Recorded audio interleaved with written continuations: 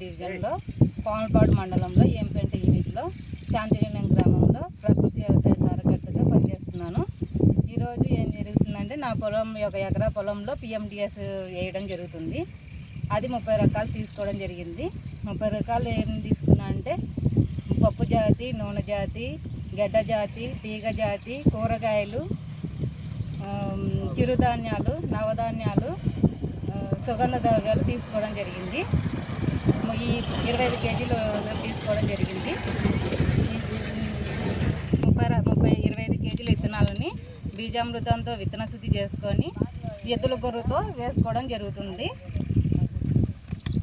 200 కేజీల ఘనజీవామృతం దుక్కుల్లో వేసుకోవడం జరిగింది.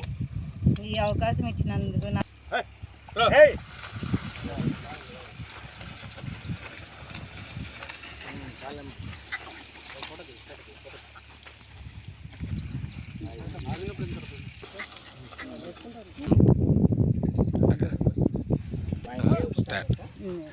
ఈ 30 రకాల విత్తనాలు వేసుకోవడం వల్ల నా భూమిలో పొడి గుల్లబారడం జరుగుతుంది, కలుపు నివారిస్తుంది. ఈ 30 రకాల విత్తనాలు వేరు వ్యవస్థ ద్వారా నా ప్రధాన పంటకి చాలా ఉపయోగపడుతుంది. ఈ ప్రధాన పంటకి ఇది విత్తనం దిగుబడి కానీ నాకు అధిక లాభం రావడానికి 30 రకాల విత్తనాలు వేసుకోవడం జరుగుతుంది.